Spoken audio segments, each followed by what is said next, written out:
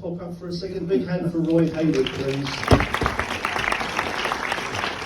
Thank you. Now, I suppose we'll throw it out to you guys shortly, but I'll just get the ball rolling.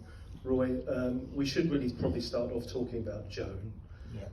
Because I suppose if it weren't for her, none of that would have ever happened, you know. No, certainly not. So, you know, what kind of memories do you have of her? What was the experience like doing those?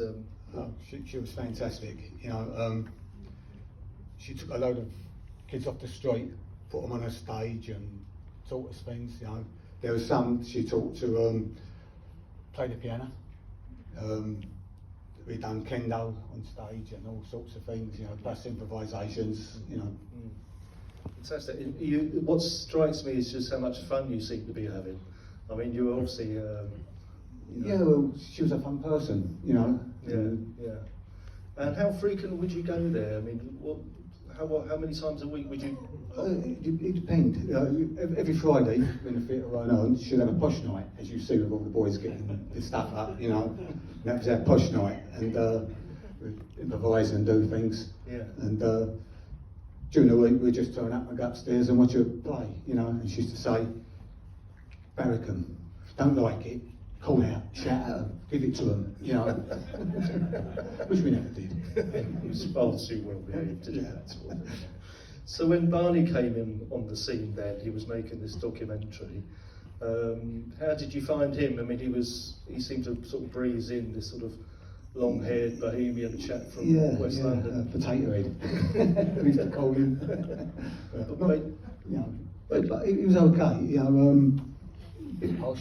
Yeah, bit posh, yeah. Bit posh, yeah. But you sort of hit it. I get the impression you sort of hit it off with him. There was something about him and you. Oh, he was so laid back. He was horizontal. He was like, you know.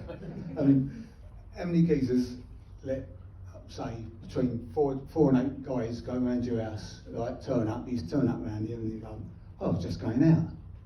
So he said, "Come in, play some sounds." You know, so he go in and play a few sounds. Oh, he said, "Take your boots off." That weren't good, I tell you. But then he'll go, "Oh, I've got to go now. Here's the keys. Look up. Put them through the letterbox." You know. So he trusted you, really. There was a lot of trust there. Well, it wasn't until we found his raggy baggy.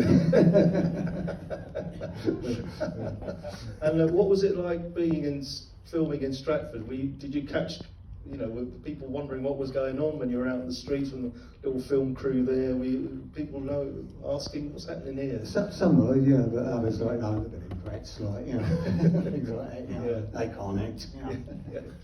One of my favourite. I mean, I'm a big fan of Irene's mum. Yeah. Sam's mum. And that was Sam's mum. Yeah. Sam, who's Bronco Bullfrog, that was his mum. Yeah. So Frida Shepherd, who always strikes me as being quite a formidable woman. Lovely lady. We used to come home from school. It was about 6 or 7. Go round Sam's house, freezing winter, and she'll give us toast and soup, you know, and things like that. Lovely lady. Yeah. You know. I get the impression she really enjoyed the experience. Oh yeah, she did. She natural, wasn't she? was natural, yeah, definitely. Yeah. Very good. Yeah. I'll throw it open to you guys now. If you have any questions for Roy, please do fire away. So please, you know, if anyone has a question, please raise your hand. We've got a microphone, I think. This gentleman down here.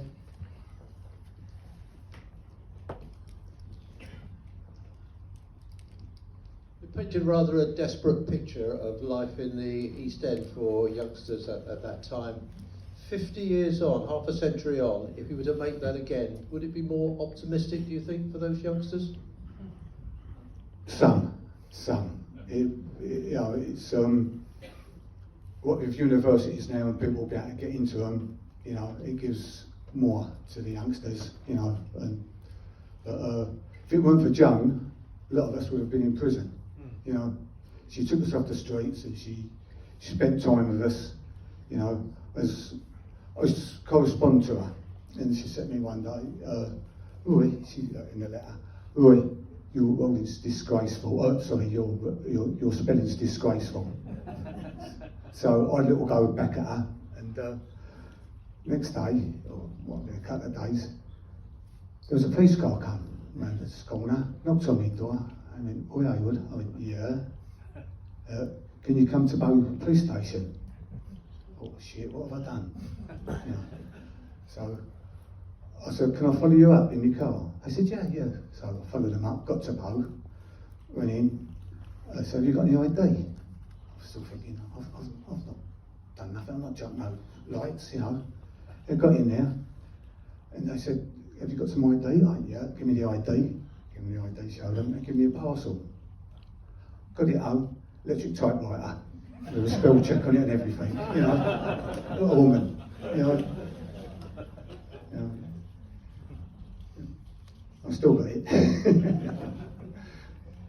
I mean, that's one of the things about, I mean, obviously watching Bronco, I mean, you know, you could see Stratford at that time, and obviously a lot's changed around there in the intervening years in terms of buildings. I mean, you've always lived there, Roy, Yeah, you're still there. Still there, yeah. So you've seen how much it's changed. Oh, it's phenomenal, like the way things have changed, the buildings going up, and the thing is though, it's all for the money, you know. It's all sort of Chinese investment and, you know, big bankers coming in, you know. But around the Olympic Park, it's lovely, you know. I mean, some people slag it off, but like, you know, you go through there, better than marshalling yards, what it was years ago, you know. But, Do we have any other questions, please? Gentleman at the back there. Did any of you do more acting afterwards? no, not as such. Me and Sam used to go around knocking over pennies in pubs for people, like, you know, and picking numbers out of a hat for, like, you know, different. Most of them was like Catholic clubs, like I used to call it the Catholic Club, and they used to have like shindigs and things. Well, they get you along to do. Yeah, you pull out something out the hat and, you know, do bits and pieces. Yeah.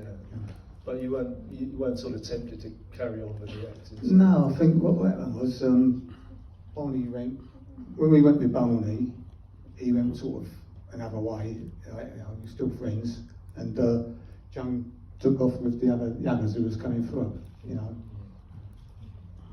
Yeah. Any other questions, folks? Yeah. David? Yeah, just when we showed the film at the Documents Museum back in 2006, something like that, Yeah. Barney was working on another film, and it strikes me that a lot of his work was about capturing people as they existed, but this time it was among young people in the, I think, Moroccan port, wasn't it? And they're trying to get away from their, you know, the restrictions of family and culture there. Yes. Perhaps you could say a couple of words. Yes. Yes, Barney's final film, which unfortunately I cannot remember the name of now, but because Barney did spend many years going back and forth between the UK and Morocco, and he did actually make, and it took quite a while to get it together to do it, but he did make a final feature film in Morocco, and the story isn't a million miles away from Bronco, really, in that, you know, it sort of depicts the kind of restrictions that young people have when they want to be together, the kind of confines of their environment, and the impact that has upon their relationship. But it seems to be a theme that he kind of, you know, even Private Road has aspects of that too. I mean, if you've ever seen Private Road with Susan Penhaligon and Bruce Robinson, yes, the guy who wrote With Nell and I. So again, it's in a more middle class sort of milieu, but again, the subject matter is in the same ballpark, really. So it's obviously a kind of a subject area that interested Barney. But like I say, you know, he didn't really. I think he was, although he had a lot of interest initially in becoming a filmmaker, I personally think there was something about the industry which I think sort of put him off in some ways. You know, we used to have some conversations about this sort of thing, but I think Barney was just the kind of guy who didn't really sort of like to conform particularly well with systems, and I think he liked to work outside them. And as I mentioned, he did put a lot of energy into community filmmaking around West London, Notting Hill, and giving people young people chances to make their own films. I do think he did have a connection with young people, and I think that's why that you guys got on so well with him. Well, he had, it was like a yacht, but it was an old yacht, and like inside was all gutted, and we went off to Cowsweek with him, fantastic, Yeah. Load of East End kids over there with all the poshes, causing trouble. Yeah, I think there was that thing, the kids in Stratford, they hadn't really been far outside the area if at all, and Barney and Joan gave them sort of open windows to go different places. They'd take you to like the Isle of Wight, take you fishing or do different things. We even went to So, yes, mate. I thought I turned it off. so some sentimental music kicking into this poignant part of the story. Not just laughing. No, but what was I going to say? Go off. Yeah, so Barney, he'd take us to nice restaurants, and we went to Lord Astor's house in someone wants me. I'm money. No, Barney took us to Lord Astor's house in Sandwich Bay, and that's where on the he runs an actor on the old golf course. Oh, that's where that was. Yeah, and he had a putting green in his back garden. So there's about 8 of us there, might be more. And we've all lined up, 4 this side, 4 that side, and there we are, aiming balls at each other. By the time he finished, his putting green was like a player's, been over it. Yeah. But, and had the old butler there come up and put wood on the fire and big breakfast lay there in the mornings, help yourself. We've had some good times. Brilliant. Any other questions? Gentleman here, please. Thank you. Thanks. I just wanted to ask you, when you were doing the film, you'd obviously got a good relationship with the director and working with Joan being in the theatre. When he came to do the film, was it shot a bit like a documentary? Did you kind of do everything in one take, or did you kind of, if you needed to, have another take, and did they kind of give you marks so that you could be in the right light or the right focus, things like that? Yeah, well, Barney said a few times, he said, we get our marks. Whether you believe him or not, it's another story. But we did some of it, especially on the train thing, we was robbing the train. That took a few takes, and he said, "Can you be sick again? Leave me alone." Don't turn away from the camera when you're big sick. Do it facing the camera. I'm going, I can't be big sick once. But no, and Joan, I said to Joan one day, I said, "Did you see the film, Joan?" She went, "Yes." So I said, Did you like it?" She went, "What the F was it?" She said, "Oh, what I taught you," she said, you took no notice of. I said, "No, but you said be yourself." I said, "That's what we was." And could I just ask you, when the royalty came to see it after your invite, did they spend much time on what did they say to you about it? What were their thoughts on it? I forget exactly what they said now, it's a long time ago, but I remember we was in the toilet, a couple of us, and just coming out, washing our hands, and Sam said, "I wonder what would happen if I put my hand on her leg." And this copper went, we didn't know he was a plainclothes copper, went, "That's what'll happen."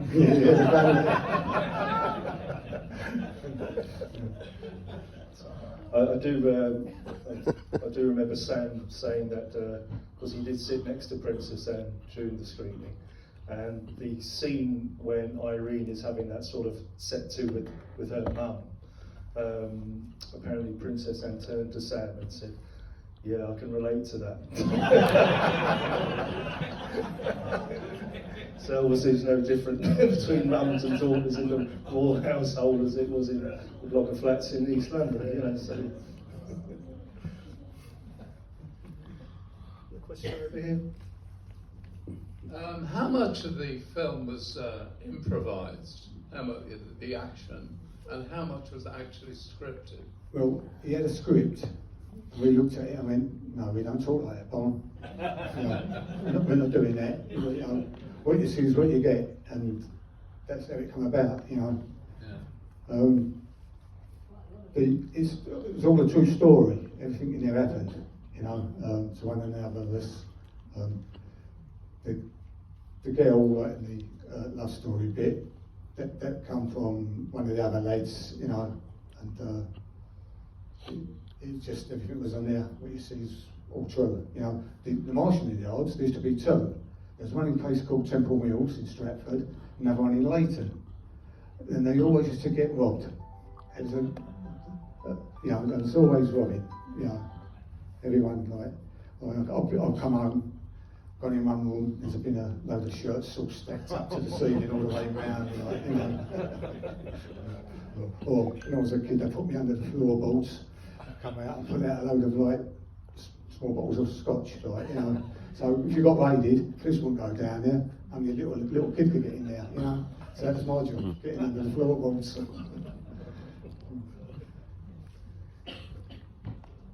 Thank you. Question over here.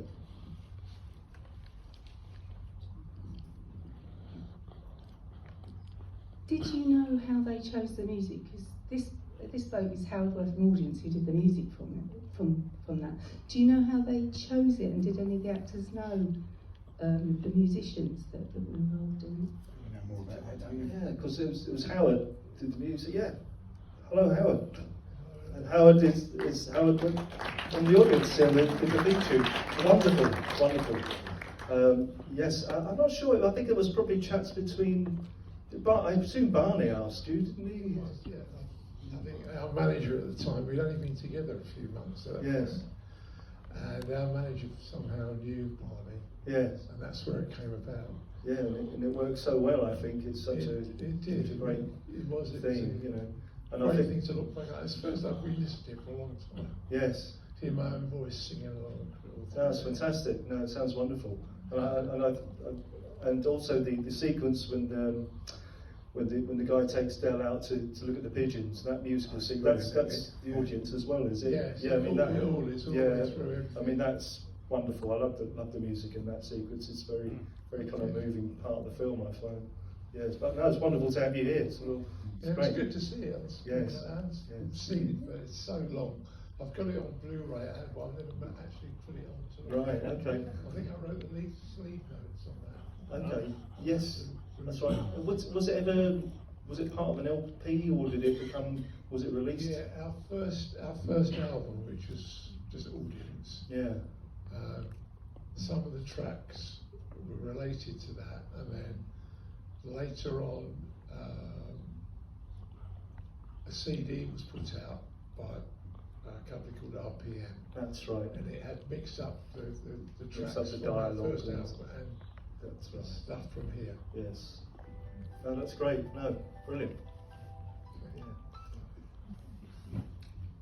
Any more questions? We've got a couple of hands down the back here. Yeah, no, I was wondering. Oh God, yeah.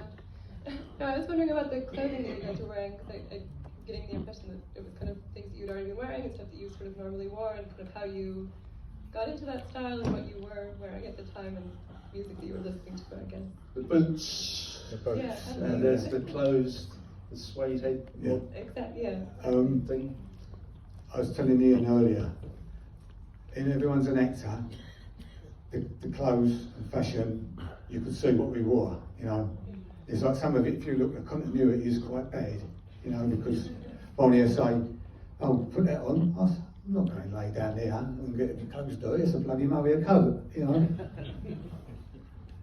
So, like, a lot of it was what we wore for work, basically, you know. But it was also part, I mean, you know, that style was. We used to wear Bubba's, Crombie's, boots, especially got to a fight, you know. Yeah, because it was like by '68 the mob thing had sort of, you know, there were those who went a bit more psychedelic, and then the other ones who sort of, well, you know, became more boots and braces side of things. Yeah.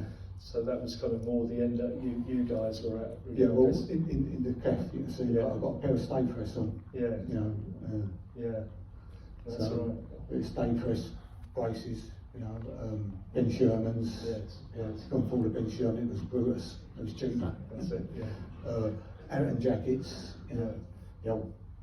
I don't know, I call them pork pie hats. I don't know the actual. That's right. Yeah, the blue by hats. Yeah. Yeah. And it's funny, really, because by the time the Royal Premier had come around, you know, the guys, the fashion was moving on at that time. Even you know, the hair was getting longer, sideburns. You know, it was getting more sort of into that early 70s. You know, those checks. yeah, things were getting a bit more, slightly more flary. So yeah, things were moving at a bit of a pace. So, but yeah, you know, you guys had your fingers on the pulse. I think of that style at that time. I think we done everything. You know, when a bit iffified and Yes. then was sort of skinhead and you know, and suede. You know, anything that didn't do was punk. You know. That's it. Any other questions, folks? Oh, there's an arm waving there at the back.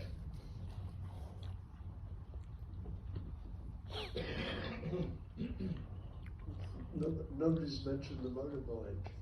Oh, the motorbike, the BSA. Well, Yes. that was supposed to have been a scooter, but I don't think the budget went to it. I'm interested to see how you got down to the Ace Cafe. Say that again.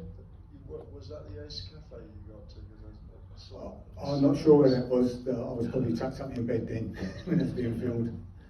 So that would have been a bit far away from Stratford. Far away, yeah, because I live over in us. There was interested in motorbike scenes, of course. Crash helmets, and you know, you'd never think of wearing a crash helmet. It was sort of sissy thing to do. You know. I used to have some laughs on that bike. You know, sort of Georgie driving it, and like we were trying to get four of us standing up on it, and you know, doing a flying angel type job, like yeah. Anyway, thanks so much. Barney was ripping his hair out. Any more questions? I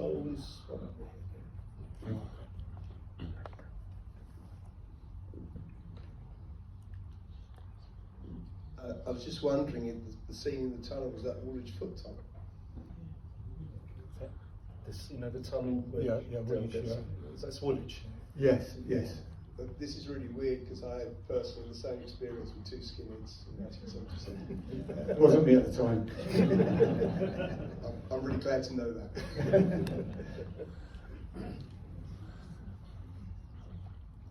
Do we have any more questions? We've got another couple. There's a few guys here. Do you enjoy watching the film now? Do you revisit it often, or is this the first time you've seen it in a while? This is probably the first time I've seen it in a while. Yeah, I'm not the other gentleman. I got it on the Blu-ray, but I don't watch it. Yeah. And did you enjoy watching it? Yeah, I did. It brought back some good memories. You know, and especially like he used to take us to these nice wine bars and you know, and steakhouses. You know. Yeah, I like a T-bone, you know. Get chips, yeah, wait, hold on, we'll have the lot.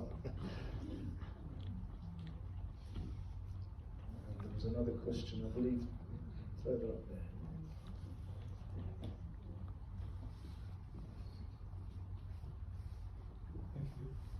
Do you have any anecdotes about the actress that played Irene? Irene, yeah.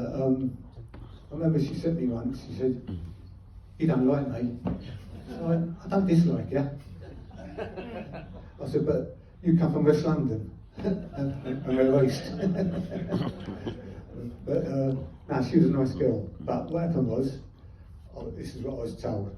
She always thought she was going to die on her 40th when she was 40. On her 40th birthday, she was dancing on the floor and killed over and died. Yeah. And Jeff, the fellow in the film with glasses, he was done well for himself in business. You know, he had a builder's company and everything. And he took all the boys out for a drink one Christmas Eve. And I think he dropped something in the road, went to pick it up, and a car hit him in the head. And that was all. They turned off the life support machine on Christmas night. You know. He'd only just very recently retired, hadn't he? Yeah. At 50 years old. Yeah. That was very, very tragic. You don't ask around the corner, do you? No. But Irene, the girl who plays Irene, Anne Gooding, she was from Fulham, so she was, I think, the only one not from the East End in the film. But she worked in, I thought it was a local, Barney's news agent. I thought it was a supermarket type thing. Supermarket, something like that, yeah, co-op or something like that. Yeah. And he obviously, saw her and thought, she looks very photogenic, and I think he asked her, did she want to be in the film? So that's how she got that part. Yeah. But Bill, his girlfriend, gosh, she caused some trouble. It was like she didn't like him kissing her, and don't talk to her, and she played up something terrible. Poor old Bill, he went through it. No tongues. What was it like when Barney, because Barney didn't want to bother going to pick up the Writers Guild of Great Britain award, and he sent you and Del and Del's girlfriend, the three of you went along that night, didn't you? Yeah. You had the old tuxedo. What's her name? Maury Downporter, was it, or someone? Yeah. What a beautiful woman. Oh, she was gorgeous. She come in there, she was absolutely stunning, and we were sitting on a table with some names, and they'd done different films, and our table was only able to get an award. And there was other awards going on, and there was a comedian called Turner, June Turner. She's picked me up, and we were dancing around like the old thing, like there's Eric Morgan, not Eric, is the other one, short fat early one.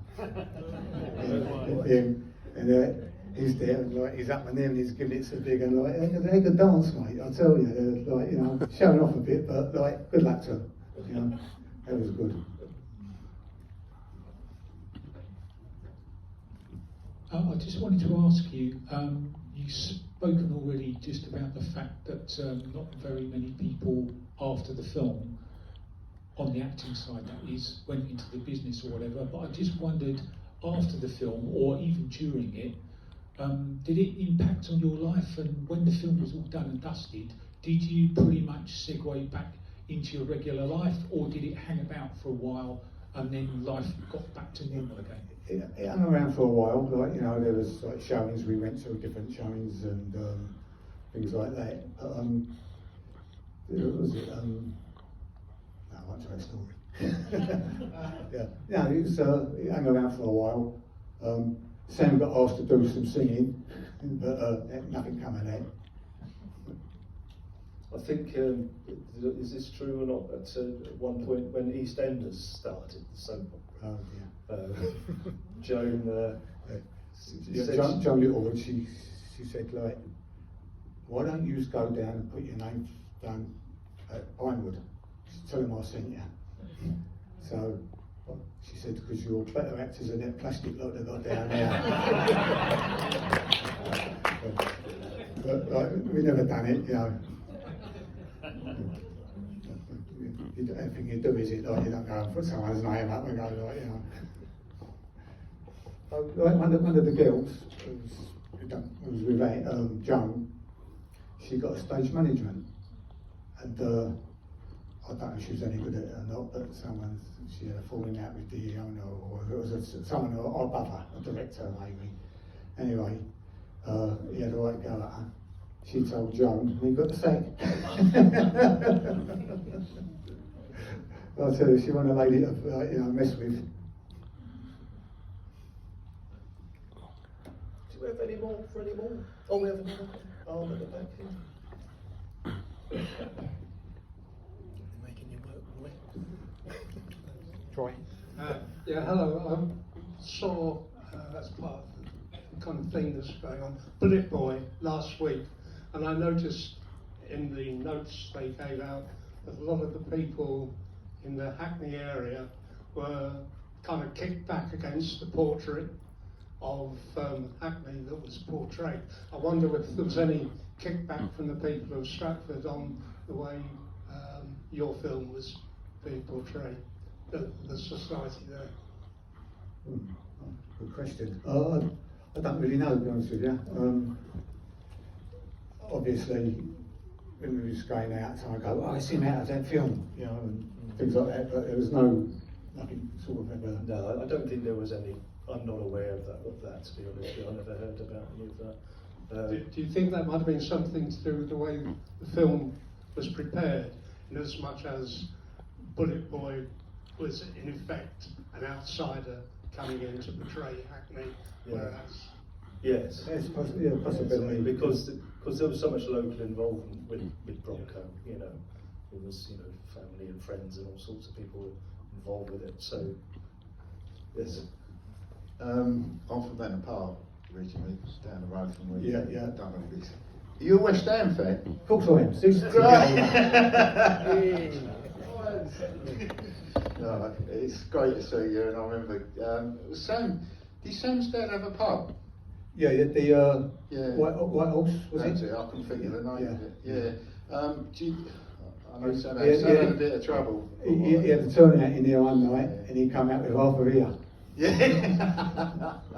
But you still live in Stratford? I do, yeah. Ah, most go out of Essex, don't they? Yeah. I can't be an Essex boy. Anyway, it's great. You was great in it, mate. Oh, thank you. I love that film. It was a cult thing, wasn't it? Yeah. When I was 13 then, and it was all. I saw it at Beckingtree or somewhere. You know, for anyone from the East End, that was massive. Yeah. It was a culture, wasn't it? But it's great to see you. Thanks.